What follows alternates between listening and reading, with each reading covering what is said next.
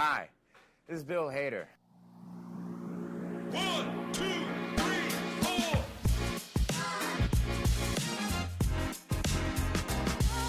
Bill Hader.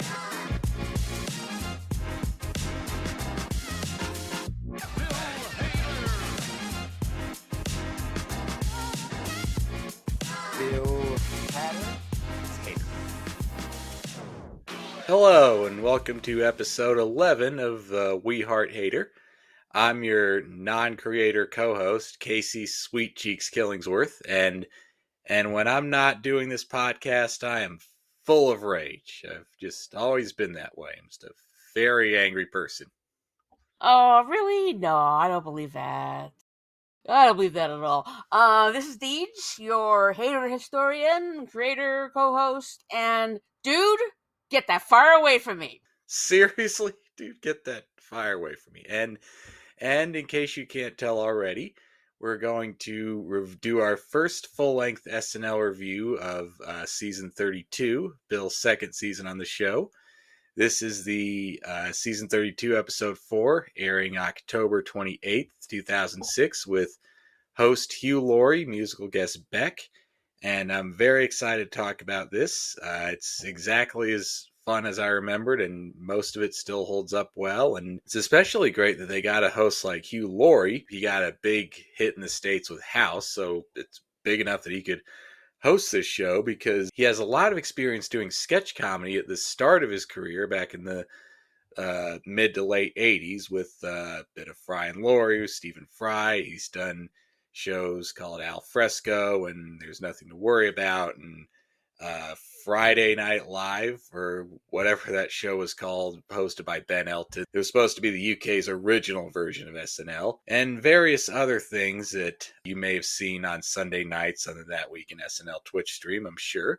Yeah, and his legacy also goes back to Cambridge University as part of the Footlights, with such luminaries as Emma Thompson, bit of Fry and Laurie, which is what this he also did Jeeves the Wooster with Stephen Fry, who's been a collaborator, as well as he was featured heavily in season 3 and 4 of Blackadder. There's another show I was going to mention that I forgot to mention until Deej mentioned it just now, and we did just watch the first season of That Week's streams that he wasn't in, but yeah, this will be a good one to talk about. With this episode, we are officially entering the era of massive budget cuts at NBC. I want to add something to the question John asked both of us on our previous episode. He asked me, is Bill the greatest SNL cast member who had the slowest start? One point that I forgot to mention, I said that he was given room to grow, all the room he needed in a show, in an era when the show itself really needed room to grow into its next era because it was being massively restructured, partly due to budget cuts. They had to fire Horatio Sands, Chris Parnell again, and also Tina and I think Rachel Dratch were leaving on their own to do 30 Rock. Couldn't really afford to hire any more new cast members. They just made do with the cast they had. The point I wanted to make was that Bill was a featured player in season 31, so he was new along with Andy, Jason, and Kristen. Normally, when a cast member's first hired, they have to be a featured player for 2 seasons before they're moved up to repertory. With this group, they were each promoted to repertory from featured player in their second season. Them, along with Amy Poehler, they're like the select group of people who only spent 1 season or just less than 2 as a featured player. Now, granted with Amy Poehler's promotion, that was actually in her contract. Because really? she had she'd been working on Conan O'Brien's show for a while, so she already had a bit of a reputation, a bit of a sort of a rapport with NBC in general. So it was actually in her contract that after her first year at SNL, then she would be promoted to a repertory player the following year. Yeah, here I was thinking that was just, wow. They just thought, wow, Amy Poehler's so talented, we got to move her up right away. And maybe there's that genius. Too. But I didn't know it was in her contract. So I'd listened to her audiobook a while ago, so there's one of those little tidbits that got stuck in my brain. Yeah, I got that for my mom one Christmas, along with Tina's book, Molly Shannon's book, Cecily Strong's. All the featured players being promoted to regular cast members. The way they found out was when the new intro was playing live on air. Really? That's the strangest thing I've ever heard. I really wish I could find the interview reference regarding that. Go new regular players. And this is also Seth Meyers' first year as co-head writer of Paula Pell. I didn't know Paula Pell was co-head writer, but that tracks. He started as a writing supervisor, and then this year he was working with Paula Pell, and then after that he flew solo. So this is where where he had a lot of influence with the new cast members, and of course having a smaller cast gives more airtime. And which I really hope the upcoming season of SNL, I really hope they just pare down on the cast. There's too many people, none of the people getting screen time. I'm starting to agree with whoever said, I think it was Andrew Dick, but a lot of people have said, yeah, the show does need a season 21 style overhaul at this point, which I think that'd be really interesting to see rather than just have them hire some new people to just fill out whatever's gaps are left in the cast. Yeah, I honestly think a total overhaul of the current cast would be the most interesting thing to see, but yeah, hopefully they change up enough in season 51 that it's more than a cosmetically different show. I'm going to throw it over to Deej for any other factoids or information she wanted to share at the top of the show. Okay, well, this season is the previous director has stepped down, so this is Don Roy King's first season as SNL director. And there's also a Vincent Price Halloween sketch that was cut from this episode. Wow, I just heard about that too. It would have been interesting to have one with Hugh Laurie, but sometimes things happen. There's also another one that got cut in the future. He apparently did an Arbor Day special. I don't know why, but there you go. Yeah, if I had to make an educated guess as to who Hugh Laurie would have played in a Vincent Price sketch, it'd have to be either Mary Poppins era Dick Van Dyke or maybe Michael Caine or I don't know, the guy from Herman's Hermits. Who else was prominent in British in the 60s? Late 50s, early 60s. I'm sure there's a lot of names I'm not thinking of. I was born in the late 60s, so but if you ask me about the 70s and the 80s, I'm your gal. Let's get into this episode. We'll start with, as usual, we'll start with Bill's moments first, and then we'll talk a little bit about the rest of this episode. Bill's first couple of appearances are inconsequential background roles, and then he has a couple of big breakout things later on. And his first appearance is in, and by the way, this episode is like filled with stuff that I feel like I've seen before in like compilations, like Halloween specials and Sports Extra, and probably the best of 06-07 special / DVD that was out there. Bill's first appearance is in the first sketch post monologue for Most Haunted. While searching for the ghost of a dead boy, the crew of a ghost hunting show, Arms and Hater Polar, find themselves over-investigating an obvious fart from the show's host, Hugh Laurie. And yeah, I know this one's been featured in a lot of recent Halloween compilations of the past 20-ish years, and I don't have much to say on it because I'm not a big fan of fart jokes. So a lot of this was just white noise to me up until the thermal camera part. Anyway, as dumb and juvenile as it was sold really well by some of the most committed members of the cast who can do the most convincing British accents. I'm sure Deej, what more do you have to say on it? Well, definitely I like this a lot more than you did. I, too, am not a big fart joke fan. Like the one they did in the Timothy Chalamet episode this last year, no thanks. But this was an interesting take on it. Well, first thing we want to mention, the name is Chillingham Castle. Talk about being a bit on the nose with that. Interesting use of infrared, and of course, I'm pretty sure that people in the studio audience couldn't see that in the infrared, but they probably had monitors. But it's the first one where that's been used on there. It's also a good take on just the general dumbness of these haunted shows, where they're trying to find some kind of excuse for the sound to be something supernatural when it is completely not. Maybe they'll say Julian or Henry or something like that. And then they go into the replays where they slow it down.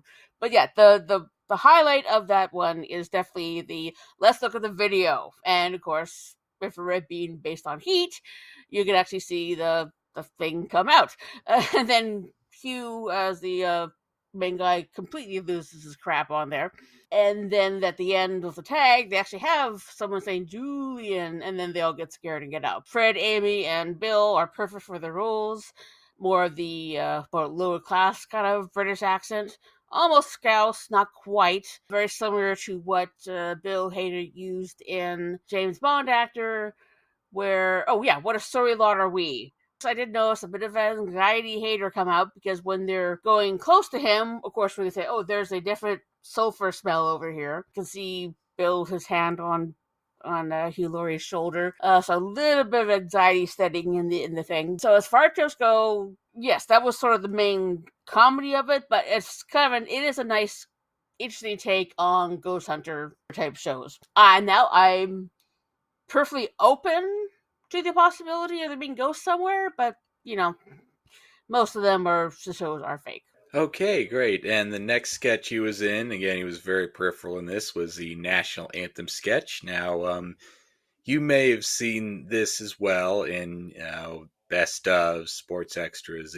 You may have just seen it online. I believe it's had a second viral life. In fact, it's on YouTube, but it's not in the Peacock edit, which, other than that, the Peacock edit of this episode is pretty well intact. There's even one of Beck's performances in there, but basically it's Game 5 of the '06 World Series. Bill plays baseball announcer Tim McCarver. Jason Sudeikis plays Joe Buck, another real-life sportscaster, and they're introducing Pamela Bell, played by Maya Rudolph, winner of the local contest from grocery chain Schnucks Anthem Idol contest, whose Maya Rudolph mangles the national anthem so badly that Bill and Jason are just there to react in a dumbfounded way, like, huh? So they just cut back to them, and then it ends, and Jason's like, well, we'll be back here with Game 5 in St. Louis. So again, it's obviously another, one of many Maya singing showcases more than anything, and they're just there to react. But it's, well-remembered sketch. It may have been based on a viral video from the time itself. I'll just say my mom and my sister were bigger fans of this one than I am. I guess how you would feel about it depends on your level of tolerance for all these. Maya Rudolph makes fun of different wacky diva singing styles of the 2000 sketches, which she did a lot, and she's well loved and well remembered for her post SNL work today, but some of her SNL tenure was divisive at the time. Maybe she was a victim of just the doldrums of the 2000s, as I say. I'm still not the biggest fan of the sketch, but it's grown on me slightly over time, and Maya's just got a likable enough presence in this that even if she goes too over the top with it, it works. I did like how easily she switched between like Christina Aguilera style vocal belts and then just Britney Spears style whiny mewling mush. And I also got a kick out of her suddenly just sneaking in the last verse to take me out to the ball game there. And that's it. Deej, do you have any more to say on this? Well, musically, it's always hard for me to hear bad singing, which is part of why I don't really get onto the Domingo love train. Overused vocal runs that a lot of vocalists who can do. And doing those runs are not easy. They're a definite vocal skill, but this was more heightened, she's trying to do her best to be as expressive and show her talent as possible. Bill and Jace are there for me bookending the sketch, but it's mostly Maya. Not my favorite, I would say, but I can appreciate. As much as I hate hearing bad singing, it's a difficult thing to do. Now we're going to move on to Bill and Fred's big update moment in this episode. It's the debut appearance of the same-sex couple from New Jersey. Oh, hey, so New Jersey just legalized same-sex civil union. And they've done this a few times. Most of them have been from Jersey. Like, at least once it's been Connecticut. Another time, I think it was like Maine and they're longshore fishermen or whatever. But these characters are kind of a running gag for Bill and Fred as a duo. And this first one was a lot shorter than I remembered. I feel like the later ones they did were a lot more dragged out or just stretched for time. And it seems like, dialogue-wise, Fred Armisen seems like he dominated it and didn't really give Bill much else to do but sit in the background and say, oh, like he was a sidekick. But I will say that Hader does anchor this by being about 10 times more believable than Fred in the role of the, Sopranos type mobbed up Jersey tracksuit a-hole. And he even kind of slightly sells the gay aspect of it a bit better with just some of his facial acting and glances at Fred. It is an underrated showcase for Bill's acting. Yeah, I realize this can be a bit divisive. Like if you read the review on the SNL Day Project, I happen to know that Stooge is not a big fan of the concept, but I like them because it's not so much. Yes, it's about them being a same-sex couple, but they're again playing more to the Jersey stereotype rather than the gay stereotype. Because there's also gay men that I've known that aren't what is generally known as the traditional light voice type of gay. There are some very masculine gay men out there. The chemistry between Fred and Bill is always awesome. One day I saw Vinny over here pounding some jamoke in the face with his fists. And I thought, I wish that was my face. And I wish those fists were tiny little kisses. Oh. So it's a good start to what I know is a very good run because, I've always been a big fan of Jersey Bill.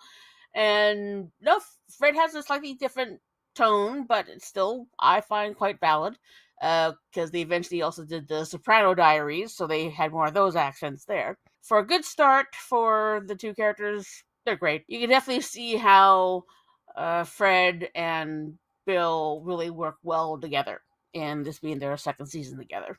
Well, the centerpiece of this episode, really, we're moving on to that. So it's the last sketch of the night and Bill's biggest role. It's the late night movie featuring The Curse of Frankenstein, where Bill plays Frankenstein's monster. He's, being chased by a group of angry torch-wielding villagers consisting of Hugh Laurie, Kristen Wiig, Amy Poehler, Fred Armisen, and a bunch of extras.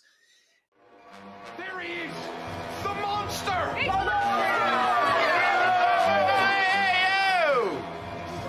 you guys looking for Frankenstein? Yeah! You guys got the wrong house. What do you mean we got the wrong house? You got the wrong house. Frankenstein lives, he lives over there, across the moor. Across the moor? Yeah. It's a big castle. It's got those, what do you call it? Those white trees out front. You mean birch trees? Yeah, whatever. Well, sorry about that.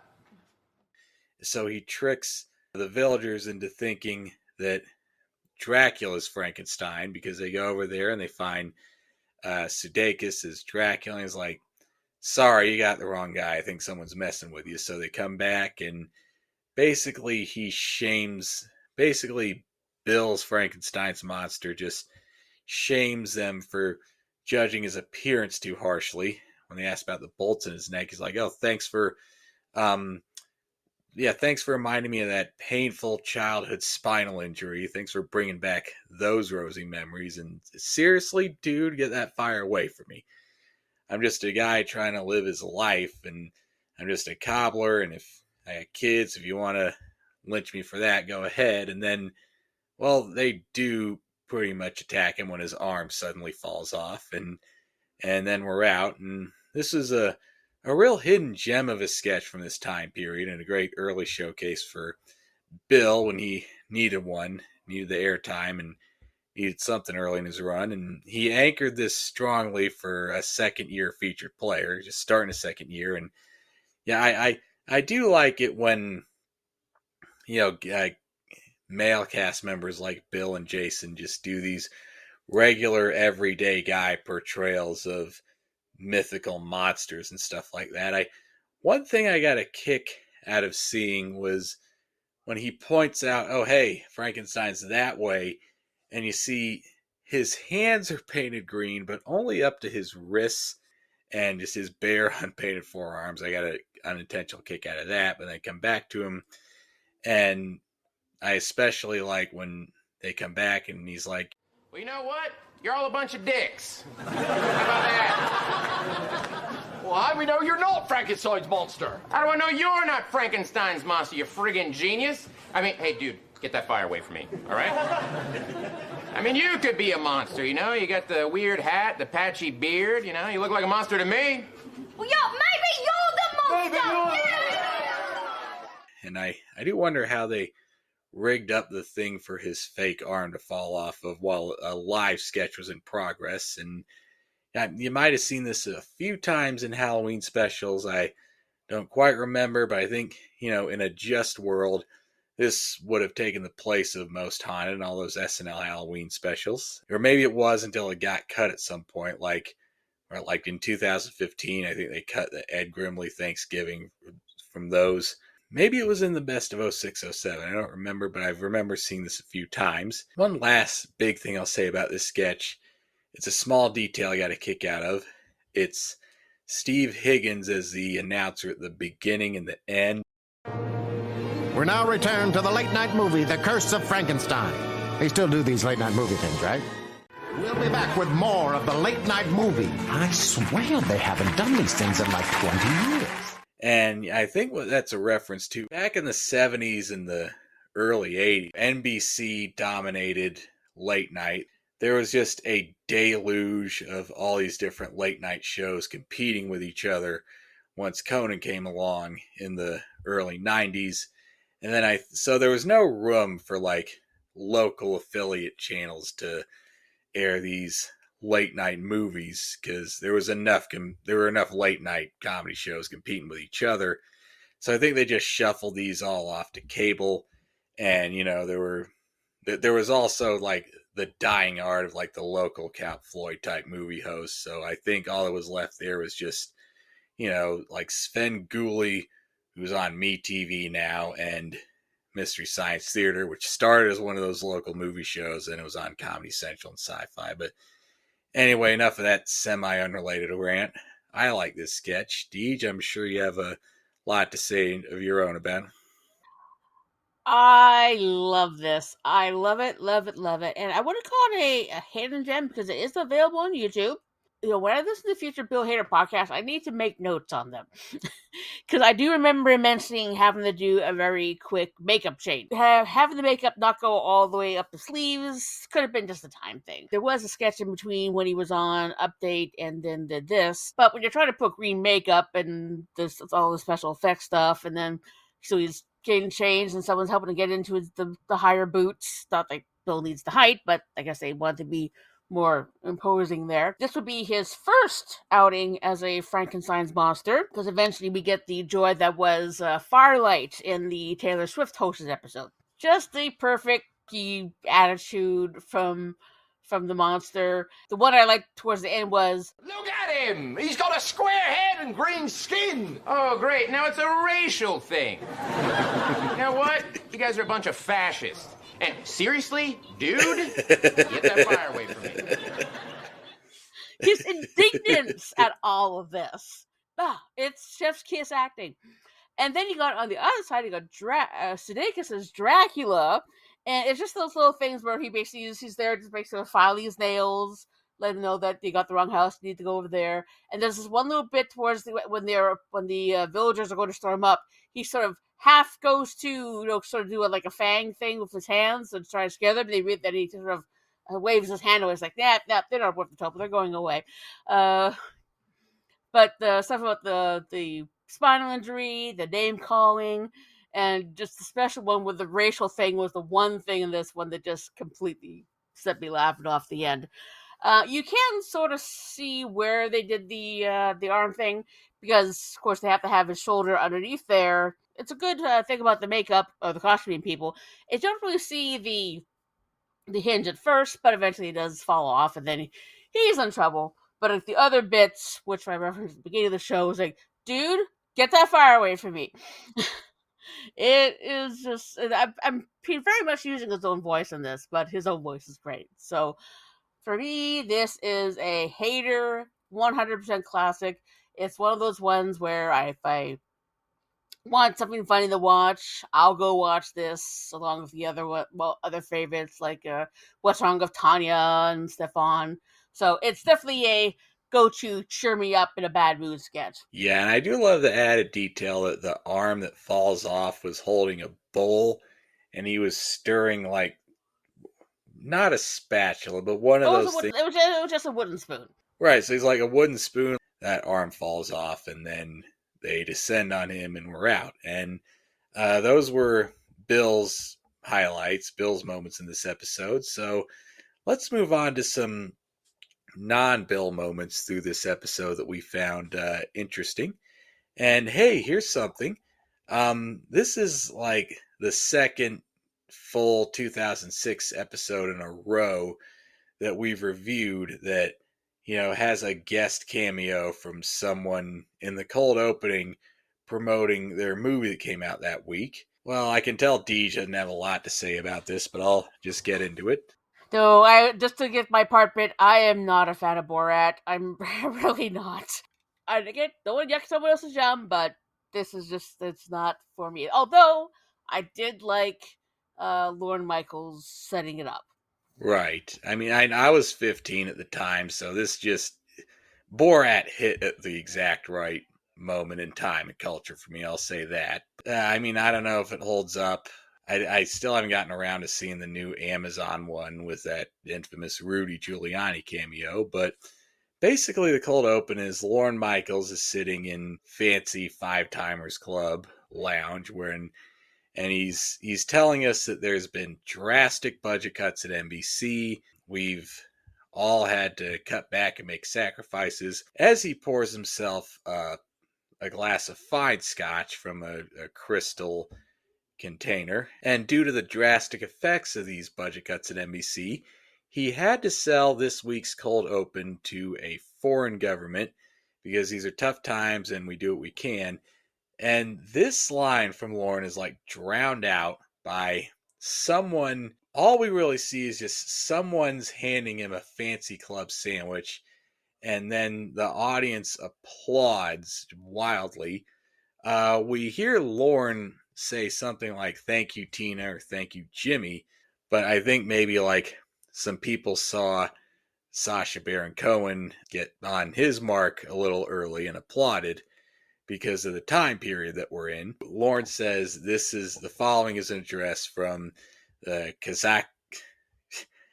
He does what I did just now, and he just kind of stumbled over the name Kazakhstan. The Kazakhstan Ministry of Information. And it's Borat. Yeah, it is gleefully crude and crass, but at least, and it wouldn't fly today, but Sasha sells the absolute hell out of this with just his energy, his goofily infectious energy. And in the background is Ken Davidian as his producer / sidekick, who just stands there and glowers until Borat turns to him and translates his wizard sleeve joke, and then he chuckles and then immediately goes back to glowering. I mean, if I had to pick a moment I liked out of what would hold up from this, it would be the introduction of Kazakhstan's biggest movie star, Johnny the Monkey, who likes dressing up like Humphrey Bogart, but just the trench coat, not the hat,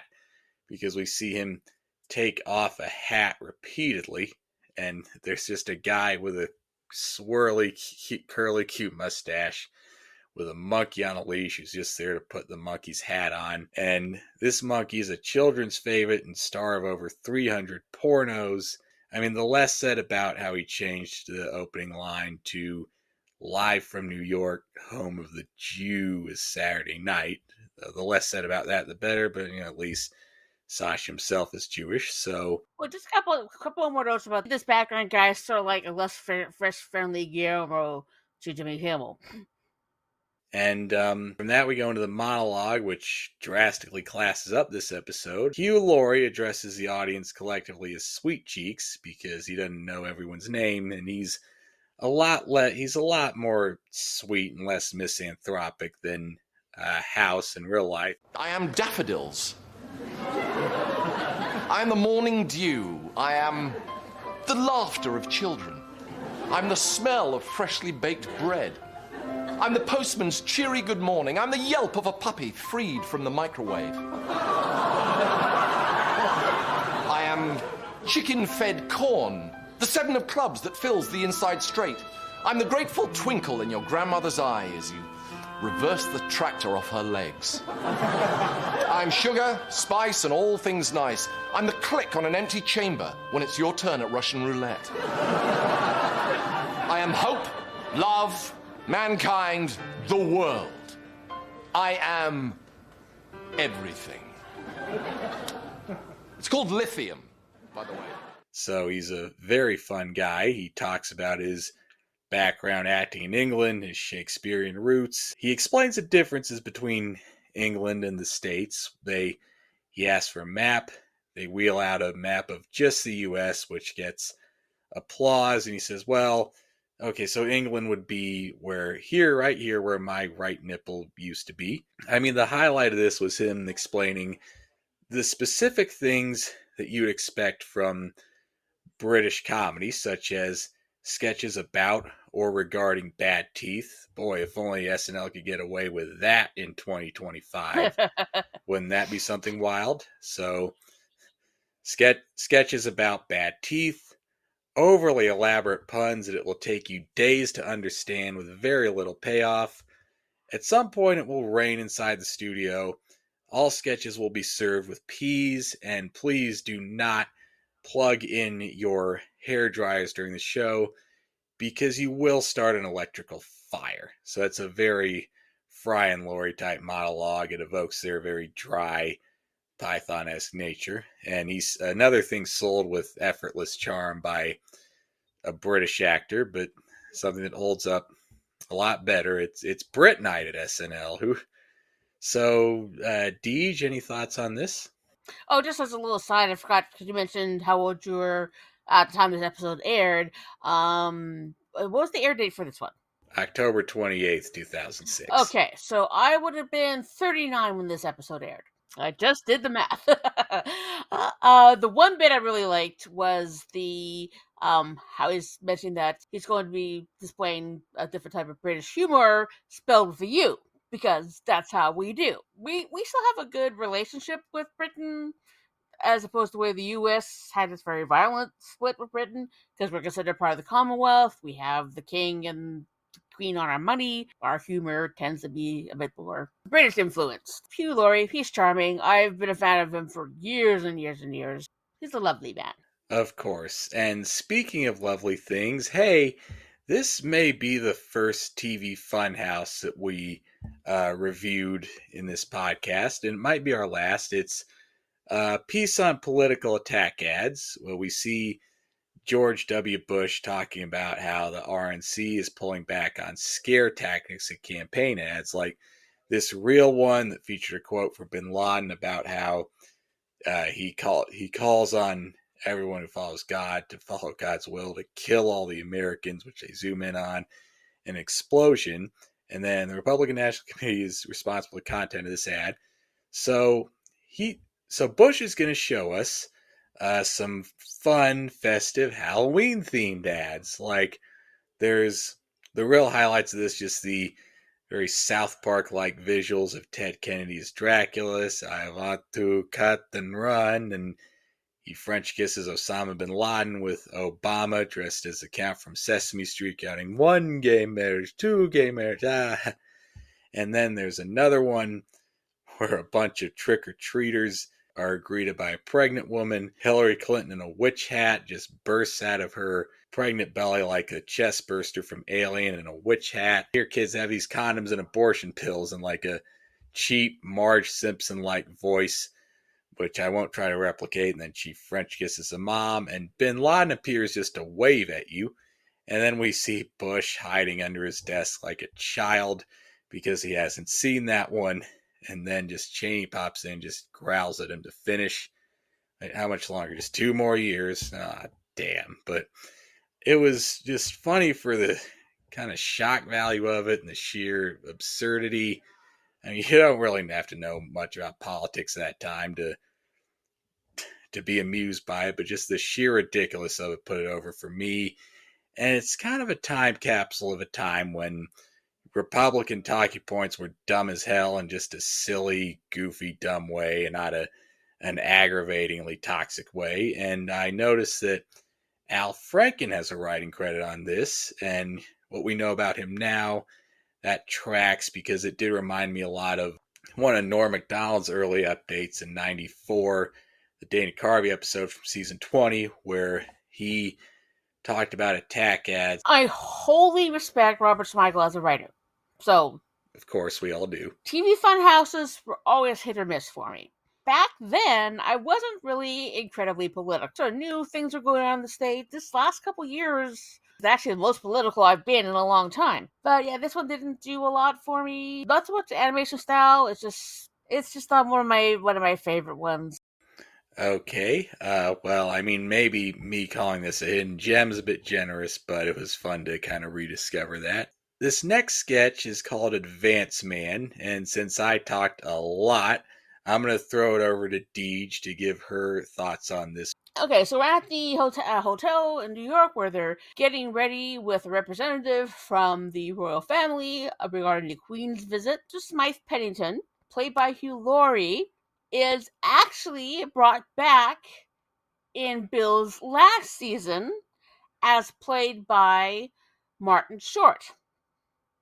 Because when he was playing the royal family doctor, consultant they had was Rupert Smythe Pennington. So it's a very interesting long-term callback. It takes a lot of absurd turns. It starts off with very kind of normal requests, but then the requests turn to things like, Please remove all sheets and replace them with rubber sheets. Rubber sheets? Yes. Do you think you can find some? Yes, of course. Good. Now, the Queen may have one or two friends over. Of course. So please procure 40 bottles of Belvedere vodka and place them on every flat surface in the room with the cap half twisted off. Make sure there is no distance greater than 8 meters between bottles. I'm gonna write this down. make sure you have 2 hooks that can hold 200 pounds. When she's watching television, she doesn't like to hear American accents, so you have to replace all the dialogue with people talking a British accent.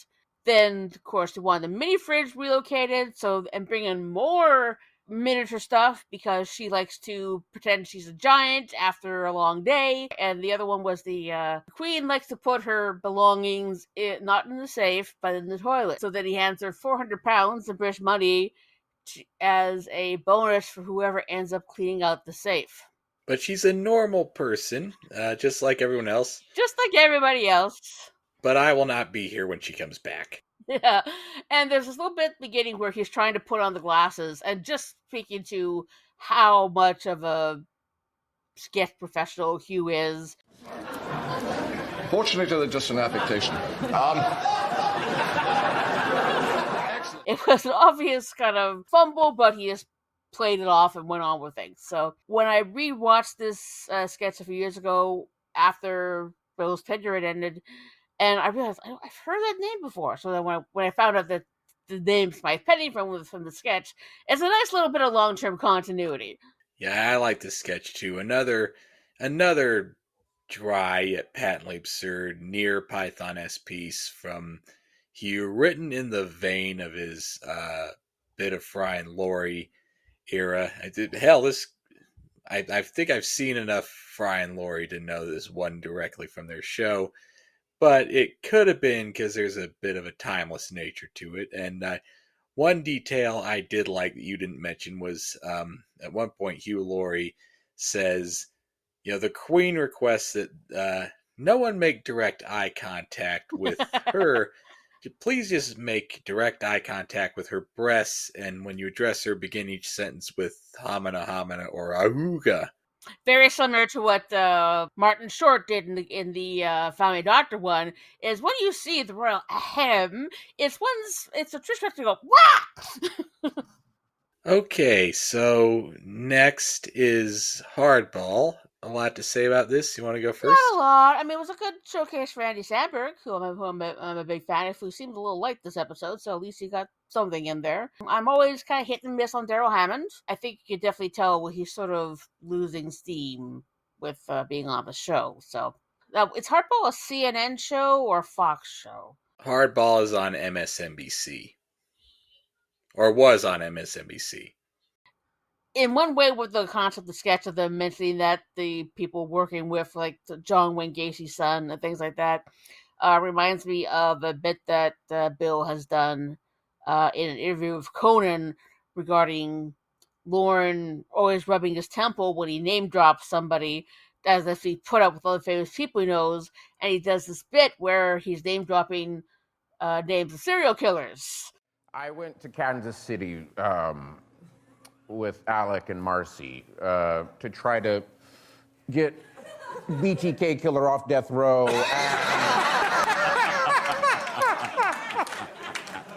They said, "Here comes BTK." I go, his name's Dennis. He's a human being. Got a very similar kind of vibe. Yeah, and I will say, when Daryl Hammond hit, he did hit, like with Clinton and Connery, and especially Chris Matthews later in this run, and impressions like Dick Cheney from around this time. And Hardball was always fun. I always liked it. One of SNL's more reliably funny sketches. It's not so politically focused that you need to know what was going on in that week or that time to find it funny. It's more just a solid vehicle for like SNL's more brash and cartoonishly blunt political humor of the mid-2000s. It's like halfway between a Smigel TV Funhouse and just a Jim Downey cold open that's just a speech straight to the camera. Smigel could have written these or pitched them. Even though Hardball's on MSNBC, so it's ostensibly on the left, I don't see him as much poking fun at like the divide between left and right, as much as like poking fun at just how the trend or the premise of political theater and all these debate shows kind of took over cable news as soon as Crossfire started on CNN. So it's, in a way, it's kind of a brutal attack on how cable news from both the left and the right have dumbed down our culture in the States. But yeah, it's just good to see that they're still letting Daryl use one of his stronger impressions this late in his run. I think this might have been the second to last Hardball, so even when it's running out of steam, it still hits. And I think the reason it still hits, this one specifically, is the new blood in the cast is contributing a lot. The guests are Andy Samberg as RNC Chairman Ken Melman, Jason Sudeikis as DNC Chairman Howard Dean, who let out that one scream, yeah, and, oh yes, which remember when that was enough to ruin a presidential candidate's career and I know, render him unelectable. Anyway, but it does show that they had a lot of faith in Samberg. Early on, he's kind of the guy from Lazy Sunday. They kind of established him as the show's go-to goofy young guy, but they thought, well, he could hold his own in this one political role. And he's basically just being berated about how the Republican poll numbers from the midterms were just going into the toilet. Their chances of taking the House and Senate were shot to hell. All these candidates having all these scandals. I like that Samberg's character is having to defend his friendship with all these photos of them hanging out with Congressman Glenn Beasley, who I believe is played by a longtime SNL lighting director, Ken Among, who's just been revealed to be the TCBY Strangler, torture, cut, bind, and yoke. The only candidate they could get to replace him was John Wayne Gacy Jr., and Sudeikis as Howard Dean flawlessly switched from just bluntly admitting to the incompetence of Democratic policies, and then just, we're going to do more stuff when we get elected. We're going to send Cheney and Rumsfeld and them to Guantanamo Bay. And there'll be plenty of room because we're just letting all the terrorists go. Because, he's still got the rage. And I know, Chris. I'm filled with rage. I've always been that way. I'm just a very angry person. And the icing on the cake is just him bluntly challenging Sandberg to a fist. And then, on a lighter note, there's the protest song. And this is a Hugh Laurie bit that he did. I know he did directly lift this from a bit of Fry and Laurie. He did this on that show in '88. And it still works here. An exact recreation is something very timeless that can work in any era. And I love the stage direction in this because it's just him on home base stage with a guitar and a harmonica. And there's a lot of like interesting angles of just someone on home base stage that you don't really see that often in a monologue, let alone in a piece in the middle of the show. So yeah, early season 32, late 06, new director made some interesting and fun new stylistic visual choices that they sadly didn't last, but it's great to see this show do something different. And it's basically, he sings a protest song about all the problems in the world, but he kind of mumbles with the big solution. He's like, Girl, we got the answer. It's so easy you won't believe. All we gotta do is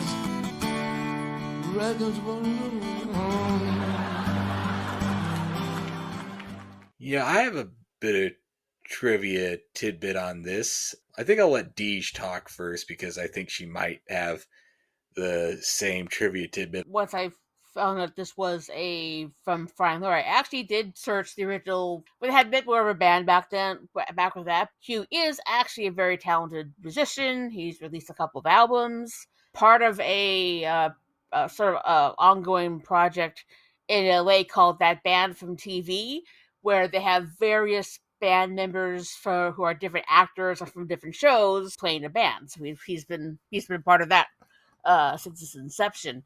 One thing I did notice in the background, the musician behind Lenny Pickett, he's making himself comfortable.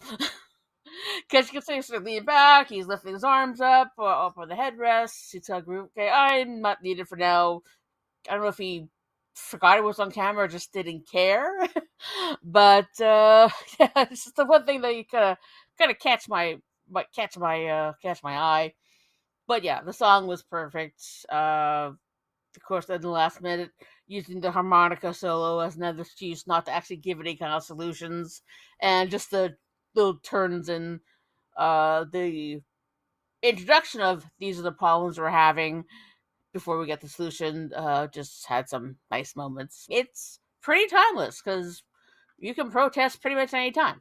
Yeah, and the trivia tidbit I had was that back in about 10 years after this aired, back in like early summer, May or June of 2016, The Lonely Island were on Seth Meyers' late night, and they were doing Second Chance Theater, and they were doing a sketch that got cut from this episode called "Want to Come With," where it was Andy with his co-workers, and Seth was his boss, Keenan was there, Greta Gerwig was there, Amber Ruffin was there, and you just keep trying to get someone to go to the bathroom with, like, I think I'm gonna hit the head. Want to go? Can I come with? Want to come with? No. So it's like the surfing sketch with Steve Martin we just covered. In case you haven't seen it, it's on YouTube. It's very similar vibes to that, and like they said, they based it on when they were up writing at 3 a.m. The one bathroom they could use at like the end of a sketchy hallway. So Andy would say to Yorm and Akiva, "Want to come with?" Or Andy was scared to go to sketchy bathroom that late at night, so they told him, just write this as a sketch and get it out of your system.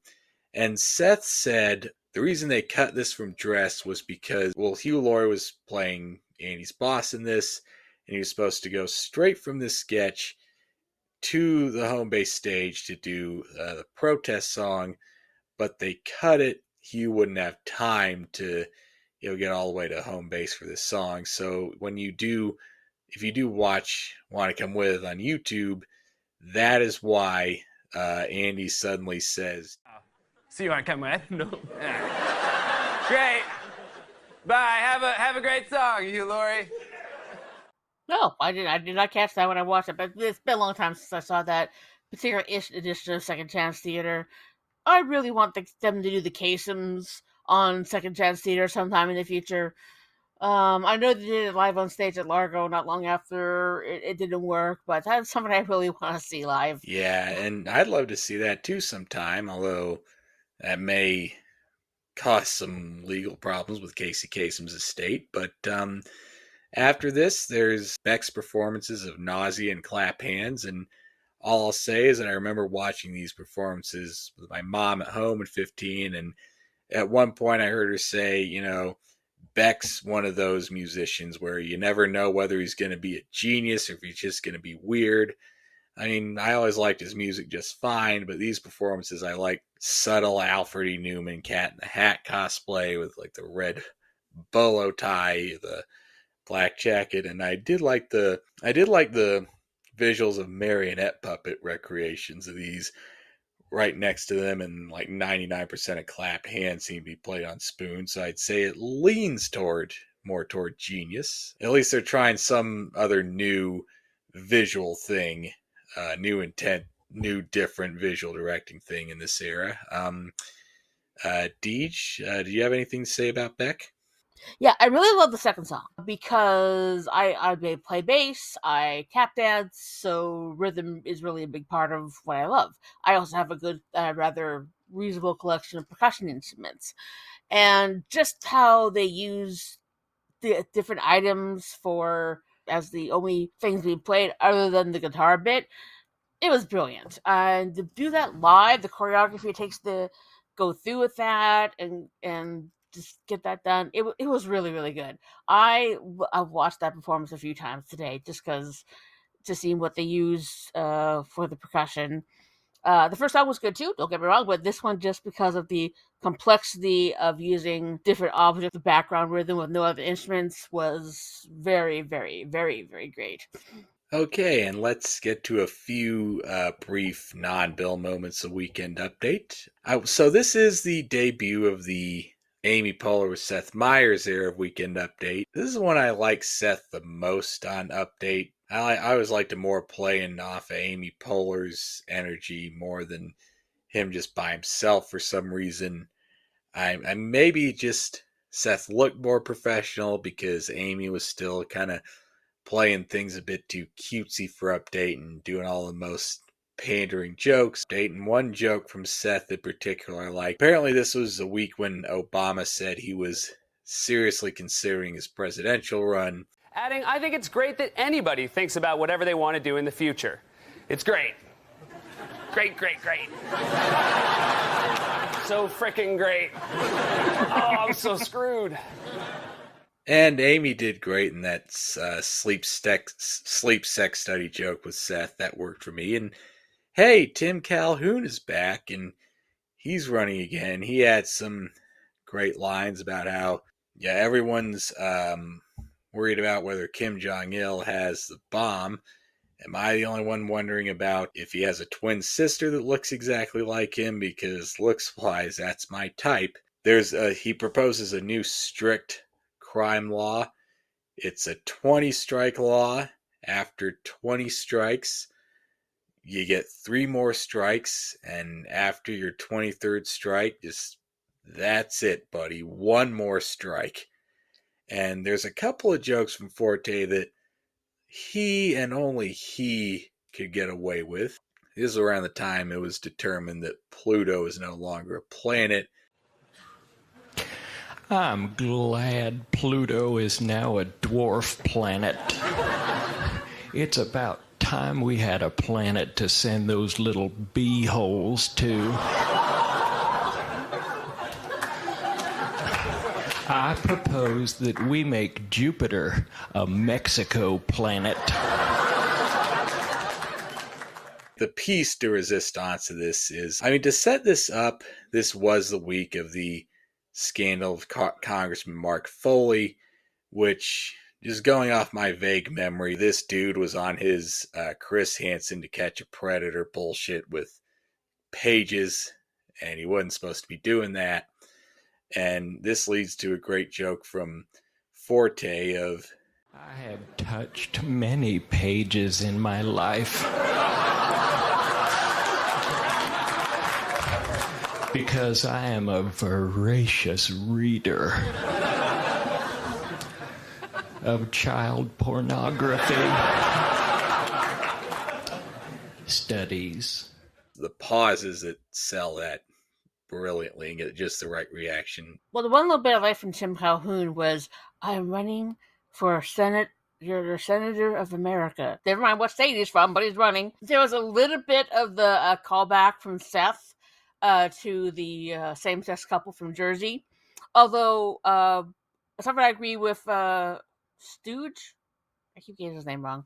It is Stooge. Yeah. What I do agree with Stooge is this joke would have been better to help set up the appearance of the same-sex couple, about how they're saying that the news of being happy has reached to St. Louis, the Cardinals. St. Louis, yes, they have a photo of two baseball players basically hugging each other after they've jumped up in the air. Oh!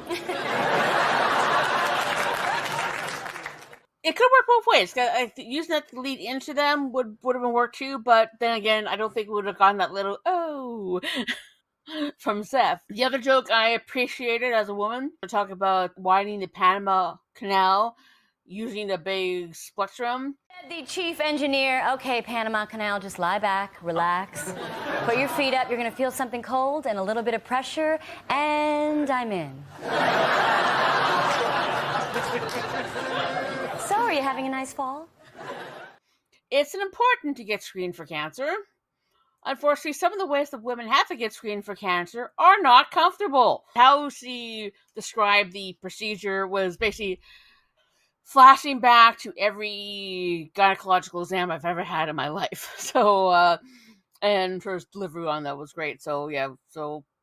Yep, and speaking of medical procedures, it's our second to last sketch. It's called Trust Your Physician.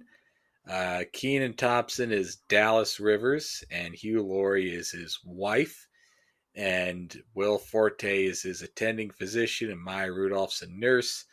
And they're both very combative and dismissive when they just try to get his basic information. Bit strangely, it's not totally problematic, it's just slightly questionable. I don't know, I'm not quite sure what to make of it myself, but I do have to admire Kenan and Hugh Laurie's commitment to just a steady stream of loud, chaotic nonsense. And I do appreciate Hugh's character being in drag is hardly acknowledged or made a big deal of. The mention that he's Kenan's wife, and that after he got an x-ray they couldn't get pregnant, and well off them. It's a good thing the sketch is stacked with performers with just likable enough personalities just to put over anything effortlessly, because only Kenan Thompson and Hugh Laurie can make it seem funny when Forte is giving them a shot of Demerol, and they just start screaming Tuskegee, Tuskegee. Only this group of people can make that seem funny in a way that doesn't just elicit an uncomfortable laugh. But he's like, just give me like a 6 beers and a pint of brass monkey, and I'll be at nope. So he just tries to leave, but he falls on his broken leg, and now he needs a doctor. So they lead him out, and then Hugh turns to camera in his normal British accent. Medicine is a noble science. Yet every year, thousands of people deny themselves proper medical care because they don't trust doctors.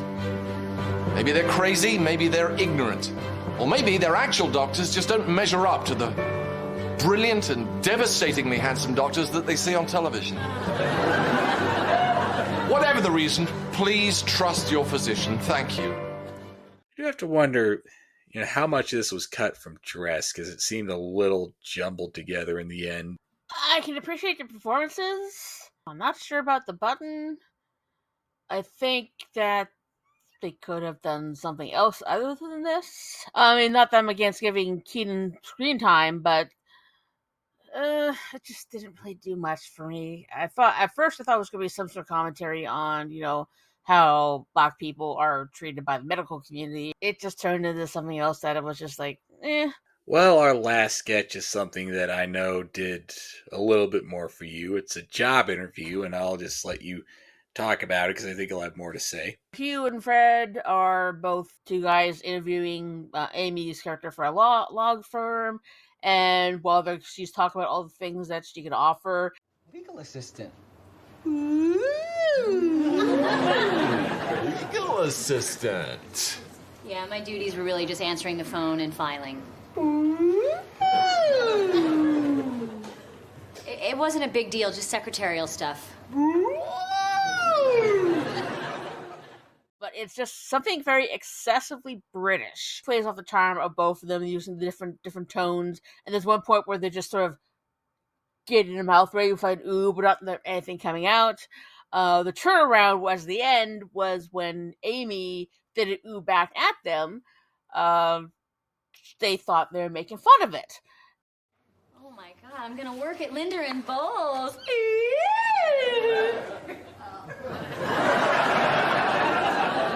I'm sorry. What was that? You know. Are you being sarcastic? Yeah, it sounds like you're making fun of us. No. I was so excited. I was like.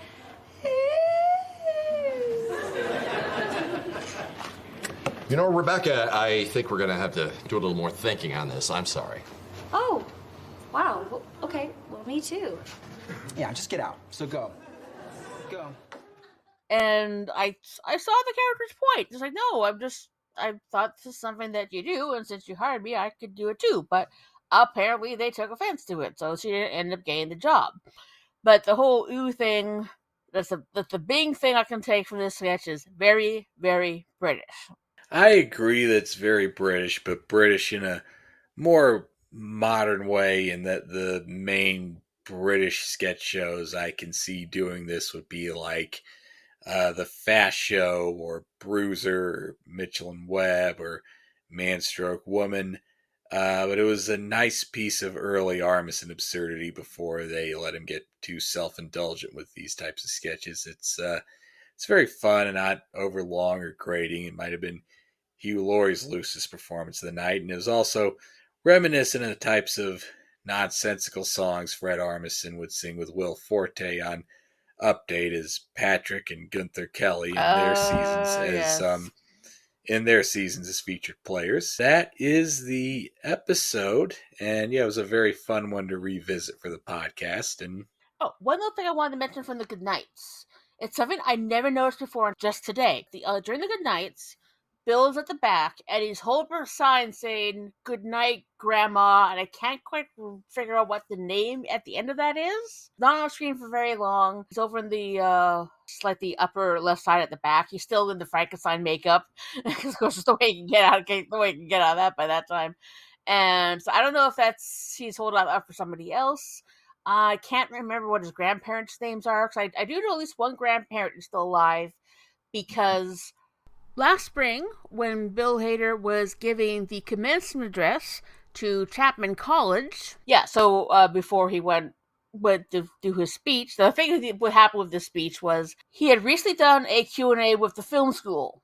When he was sent an email to say we'd like to do the commencement address, he thought he was doing it for just the film school. It was actually for the entire university. So he shows up in a hoodie. So it's very casual. But it's a Peabody, got an honorary doctorate. And he mentioned that he called his grandmother asking, so what kind of advice could I impart to you? I called my grandmother. She's 92, and I was back there, and I called my grandmother, and I was like, hey, I thought I was talking to a film school, and I was talking to it's like a massive group of people. Do you have any advice for anybody? What would you give? She's 92, and she's from Tulsa, Oklahoma. And she said, Billy, just tell him, don't worry about shit you can't control. That was a fun story. I didn't know he ever gave a commencement speech. Yeah.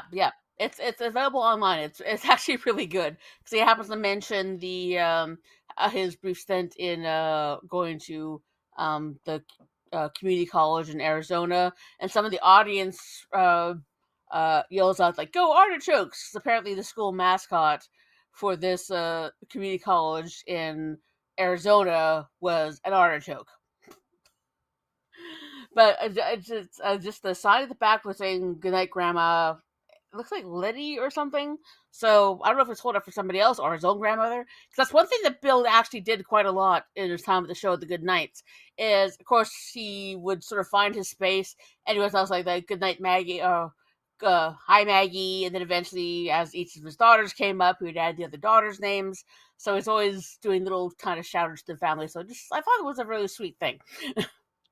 Well, okay, and that's the episode, and it was a joy to revisit this one for the podcast. It was very fun, and about 99% of it I thought held up, but the parts that didn't weren't such a huge distraction. But The Frankenstein is an all-time Bill Hader classic.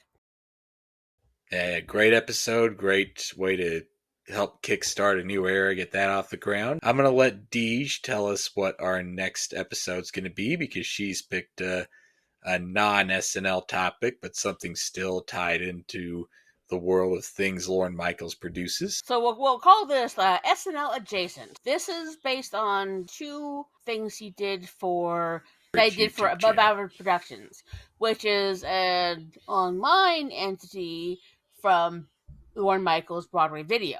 So they did a lot of different sketch comedy up there, and so there's two things they did for that. A ongoing little series they had called The Front Desk, where Bill is triplets at a triplet convention, talking to the guy at the front desk. And the other one is called The Line, which is a 6-part series. Him and Joe Latrulio waiting in line for Future Space. Waiting in line for 9 days for a movie. There we are. So that, I think, does it for us this time. Thank you all for listening. And as usual, I'm Deej Barons and will continue to be. And I will still be Casey Killingsworth until I am informed otherwise. And as always, it never stops, never ends. I heart Hater. Do you heart Hater, Casey? Of course I heart haters, so I think it would be fair to say that we heart Hater. We heart Hater. We heart Hater. Oh yeah, we heart Hater. Okay, give us likes, subscribes, share the fact that we exist. Thank you very much. Thank you for listening to We Heart Hater. If you enjoyed this episode and you'd like to help support the podcast, please subscribe and leave a rating and review on Spotify, Apple Podcasts, Amazon Music, or wherever you get your podcasts. We Heart Hater is a presentation of Wacky Notion Productions. Created by Deej Barons. Hosted by Deej Barons and Casey Killingsworth. Recording and editing by Deej Barons. Intro and outro music by Music Unlimited, used under Creative Commons license, courtesy of Pixabay.com.